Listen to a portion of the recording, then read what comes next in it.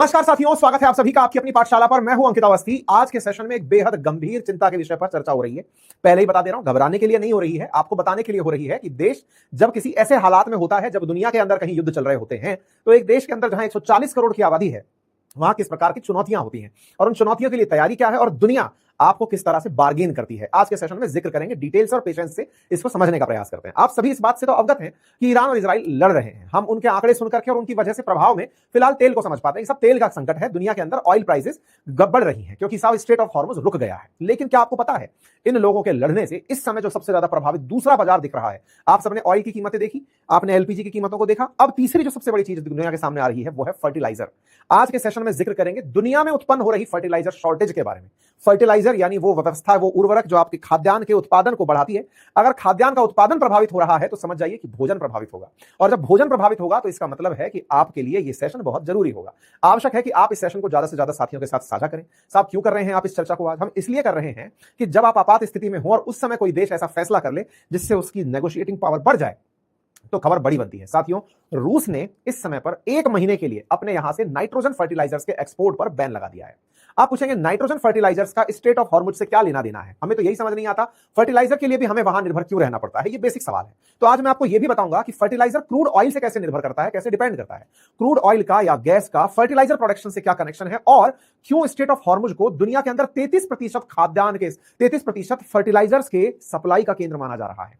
क्यों यह माना जाता है? देखिए, दुनिया का भले ही 20% तेल स्टेट ऑफ हॉर्मुज से आता हो, लेकिन अगर 33% वर्ल्ड का फर्टिलाइजर यहां से आ रहा है तो समझिए स्टेट ऑफ हॉर्मुज तो बाधित है ही है। दूसरा सबसे बड़ा ऑप्शन वो था रशिया, वो अपनी तरफ से बैन लगाकर बैठ गया है कि मैं फर्टिलाइजर नहीं बेचूंगा। स्थितियां इसलिए ज्यादा जानना जरूरी है साथियों, क्योंकि सामने खड़ा है खरीफ का मौसम, और खरीफ की फसलों की बुवाई पूरे की पूरे नदर्न हेमिस्फीयर में लगभग इसी समय पर होने वाली है। इंडिया के साथ साथ पड़ने वाले जो कंट्रीज हैं लैटिट्यूड के ऊपर, उन सब के हालात एक जैसे होंगे क्योंकि फसलों की बुवाई का लगभग एक सा समय है। और ऐसे में फसलों की बुवाई के समय नाइट्रोजन खाद्यान्न की नाइट्रोजन फर्टिलाइजर की सबसे ज्यादा जरूरत, और उस फर्टिलाइजर के ऊपर लग गया रशिया का बैन। स्टेट ऑफ हॉर्मुज वैसे ही बंद, ऊपर से रशियन बैन। तो आप समझ कर देखिए कि जो 300 की यूरिया की बोरी है, अगर सरकार सब्सिडी ना दे और व्यवस्था ना दे तो सीधी सीधी 3000 रुपए में लैंड करे। हालात ये हैं। तो चलिए चर्चा करते हैं कि इस समय दुनिया के अंदर फूड क्राइसिस की चर्चा क्यों हो रही है। क्योंकि अल्टीमेटली अगर उर्वरक नहीं मिला तो आपकी फसलें पैदा नहीं हो पाएंगी, और फसलें पैदा नहीं हुई तो भोजन के संकट उत्पन्न होंगे। क्योंकि भारत समेत दुनिया के बहुत से देश ऐसे हैं जहां भले ही हमारी जीडीपी, विशेष रूप से भारत के केस में बात करें तो 16% जीडीपी हमारी एग्रीकल्चर से चलती है, लेकिन लगभग 46% भारत की आबादी सीधे रूप से कृषि से जुड़ी हुई है। तो ऐसे में आप विचार करके देखें कि ये कितनी भयानक सिचुएशन बनने जा रही है। लेकिन चलिए उससे पहले आपको एक जरूरी जानकारी दे दूं, और वो जरूरी जानकारी है कि साथियों, हाल ही के समय में आर्टिफिशियल इंटेलिजेंस का युद्ध में यूज होते हुए सुना है। कई खबरें आपने सुनी है। हाल ही में एंथ्रोपिक का क्लॉड का इस्तेमाल ईरान की स्ट्राइक में भी हुआ, ऐसा सुना था। उसी क्लॉड के बारे में इस रविवार आपको हम अपने फ्री वेबिनार में सिखाने जा रहे हैं। अगर आप भी चाहते हैं फ्री वेबिनार ज्वाइन करना तो लिंक कमेंट बॉक्स में पिन किया हुआ है कि आर्टिफिशियल इंटेलिजेंस में क्लॉड का इस्तेमाल सिखाया जाएगा। युद्ध में नहीं, आपके काम में कैसे आता है उसको सिखाया जाएगा। ठीक है। हाल ही में इसका एक नया फीचरल अपडेट आया है, और उस फीचर के अपडेट में डिस्पैच नाम से इनका मोबाइल से कैसे कनेक्ट किया जा सकता है, पीसी और मोबाइल से कैसे ऑपरेट हो रहे हैं बहुत सारे काम, उसको सिखाने का नया फीचर इसमें डेवलप हुआ है। अगर आप चाहते हैं ये सीखना तो फ्री वेबिनार का लिंक कमेंट बॉक्स में है, आप जाकर उसे ज्वाइन कर सकते हैं। यहां पर आपको एक व्हाट्सएप कम्युनिटी दी जाएगी, उस व्हाट्सएप कम्युनिटी को जाकर ज्वाइन करना है। अगर वो फुल हो जाए तो पेशेंस रखना है, नई वाली व्हाट्सएप कम्युनिटी बन जाएगी, आपकी कुछ डिटेल्स मांगी जाएंगी, आप उन्हें यहां फिल करते हुए आगे बढ़ें। साथियों, चर्चा है दुनिया के अंदर उत्पन्न हो रहे फर्टिलाइजर संकट की, क्योंकि फर्टिलाइजर संकट की जब बात हो तो सबसे ज्यादा जरूरी यह है समझना कि आफ्टर ऑल फर्टिलाइजर जरूरी होता कहां है, उर्वरक का काम क्या है। तो जैसा मैंने कहा कि साहब ये उत्पादन बढ़ाता है। हमारे देश के अंदर और दुनिया भर के अंदर प्रमुखता से 3 ऐसे कंपोनेंट हैं जिन्हें फसल के उत्पादन में यूज में लिया जाता है, नाइट्रोजन, फास्फोरस और पोटेशियम। अब इन एलिमेंट्स को डायरेक्ट पीरियोडिक टेबल से निकालकर तो पौधे को खिला नहीं दिया जाता है, तो ये अपने किसी ना किसी कंपाउंड फॉर्म में आपको कंज्यूम करने होते हैं, किसी ना किसी प्रकार से मॉलिक्यूलर फॉर्म में या फिर किसी कंपाउंड फॉर्म में यूज करने होते हैं। तो नाइट्रोजन असली जरूरत है, लेकिन उसकी पूर्ति के लिए यूरिया और अमोनियम नाइट्रेट या अमोनियम सल्फेट जैसे खाद्यान्न की या फर्टिलाइजर्स की जरूरत पड़ती है। खाद बोलते हैं हमारे यहाँ इसको, है ना। ऐसे ही फास्फोरस के लिए जरूरत तो फास्फोरस की है, लेकिन उसकी पूर्ति के लिए या तो डीएपी यूज किया जाता है या एसएसपी या एमएपी यूज किया जाता है। ऐसे ही पोटेशियम यानी कि के, उसके लिए यूज किया जाता है एमओपी या एसओपी। ये इन रूप में यूज किया जाता है। ऐसे समझिए, अगर मैं आपसे कहूं कि आपकी हड्डियों के लिए कैल्शियम जरूरी है तो सीधा कैल्शियम नहीं फांक लेंगे, आप दूध के माध्यम से कैल्शियम ले रहे हैं या फिर कोई और विकल्प आपने तलाश रखा है। बिल्कुल वैसे ही प्रोटीन जरूरी है, अमीनो एसिड जरूरी है, लेकिन सीधा चम्मच से अमीनो एसिड नहीं खा लेंगे, तो आप उसका प्रोटीन का सोर्स लेंगे। तो ऐसे ही कुछ ये सोर्सेज हैं नाइट्रोजन यूज करने के। जैसे यूरिया की बात की जाए तो यूरिया में असल में होता क्या है ना, तो यूरिया का अगर फॉर्मूला निकाल कर देखा जाए तो यूरिया के अंदर नाइट्रोजन ही है। तो जो नाइट्रोजन यहां पर प्रेजेंट है उसको यूज करना है पौधे को, और नाइट्रोजन को जब यूज करना है पौधे को तो नाइट्रोजन यूरिया के माध्यम से 46% तक पहुंच जाती है। एक सिंगल कंपाउंड यूज करोगे, 2 नाइट्रोजन के पीस दिखाई दे रहे हैं, ऐसे समझकर मतलब आसान भाषा में इसको समझे। इसको बनाने के लिए जिस विधि का इस्तेमाल किया जाता है उसमें कार्बन डाइऑक्साइड के साथ अमोनिया मिलाई जाती है। ये जो अमोनिया है ना, इसको बनाने के लिए हाइड्रोजन और नाइट्रोजन गैस का इस्तेमाल होता है। ये जो हाइड्रोजन है, इसको बनाने के लिए CH4 की आवश्यकता पड़ती है। CH4 को ही कहते हैं नेचुरल गैस। और नेचुरल गैस जो है ना, जिसको आप लोग अब तक LNG के नाम से सुनते आ रहे हैं या PNG के नाम से सुनते आ रहे हैं, असल में यही है वो NG।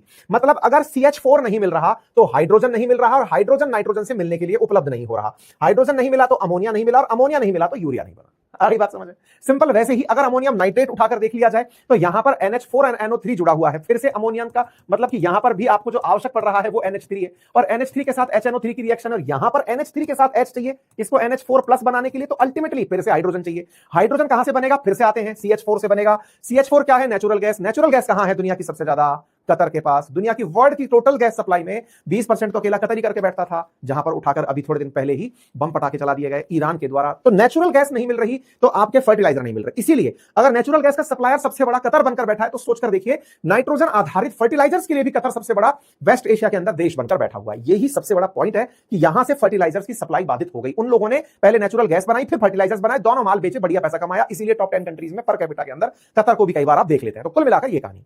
बात करें फास्फोरस की, तो फास्फोरस के अंदर डाई अमोनियम फास्फेट, फिर से अमोनियम आपको दिखाई दिया, DAP। अमोनियम की कहानी फिर से वहीं से क्या मिला? फिर से हाइड्रोजन। कहां से? नेचुरल गैस से। तो यहां पर साहब DAP का सप्लाई बाधित क्यों हो रहा है? क्यों? क्योंकि इन देशों के पास से हाइड्रोजन सप्लाई बाधित हो रही है। ऐसे ही यहां पर पोटेशियम खाद, सबसे कम किल्लत इस समय फिलहाल अगर किसी की है तो पोटेशियम की। सर भारत के क्या हालात है? सेशन के एंड में बताऊंगा, अभी नहीं। तो फिलहाल के लिए आपको यह समझ में आया कि फर्टिलाइजर शॉर्टेज के पीछे क्रूड ऑयल का क्या कनेक्शन है। अब अगर ये कनेक्शन समझ में आ गया तो यूज भी समझ लो।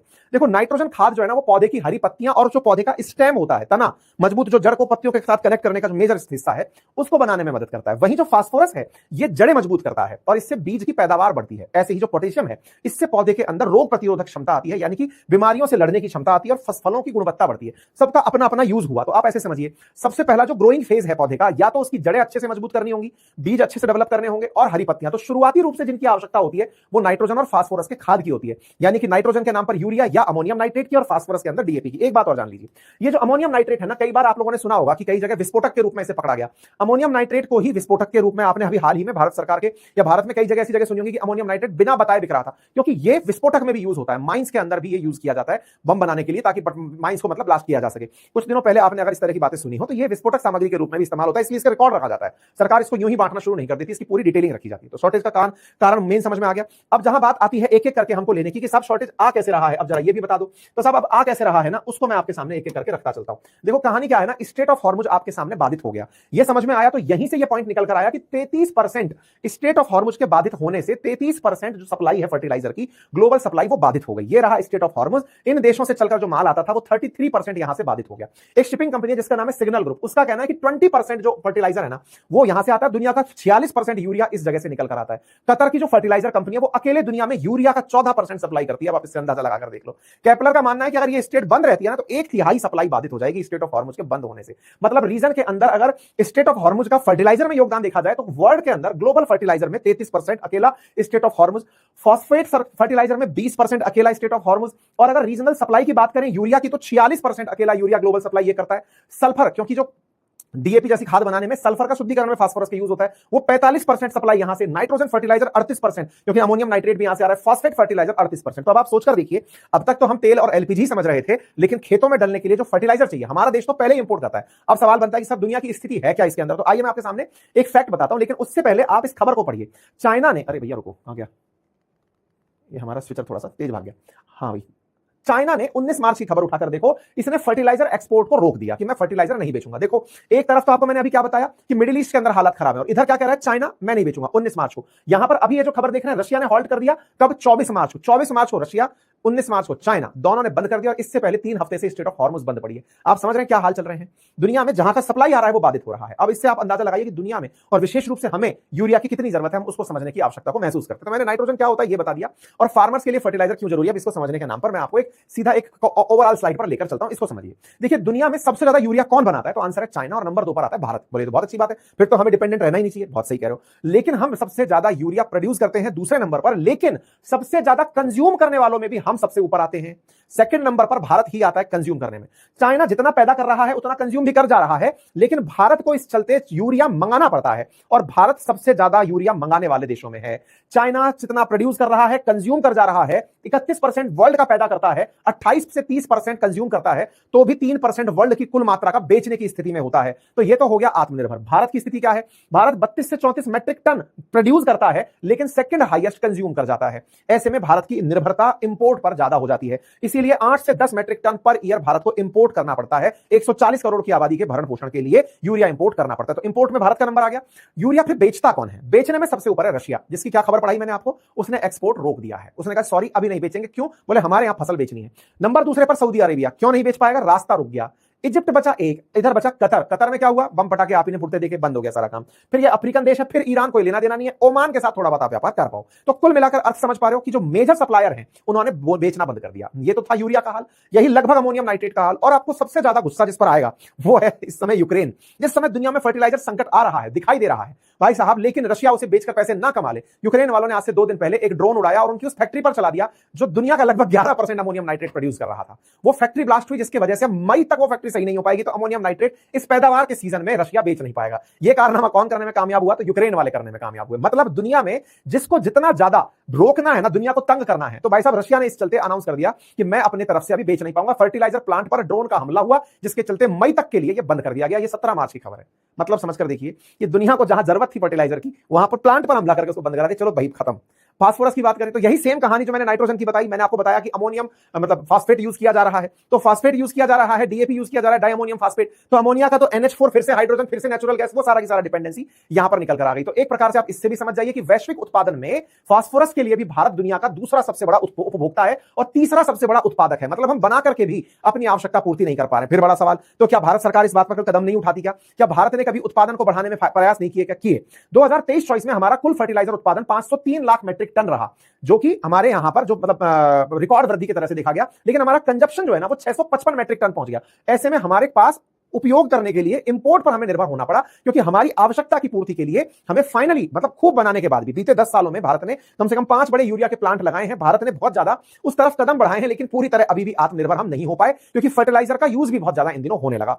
इसके साथ साथ पोटेशियम की बात की, सबसे सेफ हालात में फिलहाल यही है, तो इसके बारे में ज्यादा चर्चा मैं करूंगा नहीं, क्योंकि इसके ऊपर अभी निर्यात और आयात में कहीं कोई खास दिक्कत देखने को नहीं मिल रही है। ठीक है साहब। असर किस पर पड़ेगा? तो सबसे प्रमुख फसलों में असर पड़ने वाला है खरीफ पर। रबी तो अभी कटाई की स्थिति पर चल रही है, हमारे खुद के खेतों में अब मतलब गेहूं और सरसों कट के आ चुकी है। तो कुल मिलाकर के स्थितियां जो बिगड़ने वाली हैं, वो लगता है कि आने वाले समय में खरीफ की फसलों पर आपको उसकी स्थितियां देखने को मिलेंगी। अगर खरीफ की फसलों की बात की जाए तो भाई साहब भारत में जैसे चावल, गेहूं, दाल, फल है, इनका प्रमुख उत्पादन हो रहा है, और अगर वो बाधित होता है तो पूरी तरह से हमारी जीडीपी में जहां 16% तक योगदान कृषि का है, जहां 46% आबादी की आजीविका कृषि पर है, वो सीधी सीधी प्रभावित होती दिखती है। भारत 2014-15 में जहां 385 लाख मेट्रिक टन उर्वरक उत्पादित करता था, वो 23-24 में 503.35 लाख मेट्रिक टन उर्वरक उत्पादन करने लगा। इसमें हमने सबसे ज्यादा हिस्सेदारी फिलहाल निजी क्षेत्रों की बढ़ते हुए देखी, लेकिन उसके बावजूद भी हमारी आवश्यकता पूरी होना अभी बाकी है। भारत को जितना उत्पादन कर रहा है उसके अलावा भी मंगाना पड़ रहा है। 177 लाख टन भारत को फर्टिलाइजर बीते साल हमको इंपोर्ट करना पड़ा था। ठीक है। भारत अपने यहां पर यूरिया में 87% तक आत्मनिर्भर है, और एनपीके के अंदर हम बात करें डीएपी की, तो यहां पर सिर्फ 40% ही हमारी आत्मनिर्भरता है। पोटाश में हम 100% आयात पर निर्भर करते हैं। ठीक है साहब। तो ये वो फसलें हैं जो आपके नाइट्रोजन की वजह से प्रभावित होती हुई दिखेंगी। पहचान लें कि आपको कौन सी फसलें दिखाई दे रही हैं। तो सर क्या भारत के लिए चिंता की बात है? तो देखिए स्वाभाविक सी बात है, जब हमारा यूरिया का आयात दुनिया के अंदर हम मतलब सबसे प्रमुख आयातकों में लेकर खड़े हुए हैं, और हमारे लिए ही गैस की और अमोनिया की दिक्कत आकर खड़ी हुई है, तो निश्चित ही फर्टिलाइजर का क्राइसिस दिखना चाहिए। लेकिन इसके चलते देखिए, ये तो तय है कि भाई एलएनजी की सप्लाई बाधित हो रही है तो चीजें बाधित होंगी, लेकिन सरकार ने पहले से ही इसका पर्याप्त स्टॉक करके रखा हुआ था कि जब हमारी फसलों की आवश्यकता होगी तब तब हमारे पास स्टॉक होगा। ये हमारे कृषि मंत्री ने अपनी तरफ से साफ किया, कहा कि प्रधानमंत्री के नेतृत्व में हम लोग पहले से ही प्रिपेयर थे कि ऐसी स्थितियां हो तो हमारे पास फर्टिलाइजर का स्टॉक खरीफ के लिए अच्छे से है। आज कृषि मंत्री ने आकर यह बात बोली। हालांकि फर्टिलाइजर की आवश्यकता डाउन द लाइन और पड़ेगी, तो ऐसे में फर्टिलाइजर इंडस्ट्री को फिलहाल एलएनजी सप्लाई बाधित हो रही है, तो हो सकता है अभी असर ना दिखे, लेकिन दूरगामी अगर रास्ता नहीं खुला तो उसकी वजह से दिक्कत आ सकती है। भारत के विदेश मंत्रालय की तरफ से कहा गया कि फर्टिलाइजर की सिचुएशन की अगर खरीफ की फसलों की बात की जाए तो हमारे पास पर्याप्त मात्रा के अंदर स्टॉक उपलब्ध है। डिपार्टमेंट ऑफ फर्टिलाइजर जो है वो पूरी तरह ग्लोबल टेंडर्स के साथ वेल इन एडवांस बातचीत करके चल रहा है, और पर्याप्त मात्रा में अपने पास में स्टॉक मार्च में ही इकट्ठा करके रख लिया है। तो ये तो मतलब विदेश मंत्रालय की तरफ से बात आई, और उन्होंने कहा कि भारत 86 लाख टन उर्वरकों की आपूर्ति सुनिश्चित वैश्विक समझौतों के माध्यम से कर चुका है। 177 पूरे साल में आवश्यकता पड़ती है, 86 की हमने पहले ही आधे साल में कर ली है। यह बात ऑलरेडी निकल कर आई। इसका मतलब प्रधानमंत्री ने जब सदन को संबोधित किया कि इससे खाद्यान्न संकट उत्पन्न हो सकते हैं, तो वो इस तरफ इशारा कर रहे थे कि फर्टिलाइजर बाधित हो सकते हैं, क्योंकि राज्यसभा और लोकसभा में में प्रधानमंत्री का हाल ही का भाषण उसी दिशा में जाकर के देखा गया था। ठीक है साहब, भारत के जो फिलहाल कृषि मंत्री हैं उनकी तरफ से बयान दिया गया कि कृषक भाई बहनों को कोई दिक्कत नहीं है और कोई फर्टिलाइजर की कमी नहीं है। इसका मतलब देश के अंदर पैनिक क्रिएट ना हो, यह जानकारी अब आपको रहना आवश्यक है। दुनिया में संकट है, यह बात भी पता रहे, लेकिन यह भी पता रहे कि ऑलरेडी उठाए गए कदमों के चलते देश में फिलहाल फर्टिलाइजर संकट नहीं है। इसका मतलब यह हुआ कि आधी अधूरी खबर सुनकर अगर कोई अब तक यूरिया की थैली खरीदने निकल गया हो, रुक जाना, स्टॉक मत करना। अगर कालाबाजारी करोगे तो सरकार असेंशियल कमोडिटी एक्ट में उसे डाल देगी और फिर उसके ऊपर बड़ा कानूनी कार्रवाई की जाएगी। ऐसे में जरूरी है पैनिक ना क्रिएट करें। और रही बात इसकी कि फर्टिलाइजर का उपयोग अगर राशनिंग से हो, लोग इस तरह की समझ से करें कि हमारी जरूरत कितनी है उसके हिसाब से, क्योंकि देश की कई रिपोर्ट्स ये भी बताती हैं कि हमारे कृषि में फर्टिलाइजर्स का उपयोग आवश्यकता से अधिक किया जाता है। इसीलिए मृदा परीक्षण, सॉइल टेस्ट प्रधानमंत्री के द्वारा शुरू किया गया था, राष्ट्रीय मृदा परीक्षण टेस्ट के माध्यम से। आवश्यक है कि आप भी अपनी जमीन का प्रॉपर टाइम से अपनी आवश्यकता पहचाने की जमीन को वाकई में कितनी जरूरत है और उसी के हिसाब से उत्पादन में विश्वास रखें। लेकिन सबसे इंपॉर्टेंट क्या है कि वैश्विक परिस्थितियां आपको पता रहे कि हालात क्या है, यह आपके सामने जरूरी है। ठीक है, तो कुल मिलाकर अभी करना क्या है, आपको इंतजार करना है और पूरे हालात सामान्य हो जाएं, इसके इंतजार में आप और हमें। उम्मीद है कि आप लोगों को यह जानकारी समझ आई होगी। तो ये किसी प्रकार का आपके अंदर भ्रम फैलाने की स्थिति के लिए नहीं है। विश्वास रखिए और पूरे देश के साथ संयुक्त रूप से आगे बढ़िए। ठीक है, फिलहाल के लिए इतना ही। जानकारी अपने सभी साथियों के साथ अवश्य साझा करें, अपनी राय कमेंट बॉक्स में रखें। और हां, यदि आप चाहते हैं आर्टिफिशियल इंटेलिजेंस के नए अपडेट्स जानना, क्लाउड के बारे में जानना, तो जाइए वेबिनार का लिंक कमेंट बॉक्स में जाकर ज्वाइन कर लीजिए। व्हाट्सएप कम्युनिटी वहां बनाई हुई है, ज्वाइन कर लीजिए। धन्यवाद।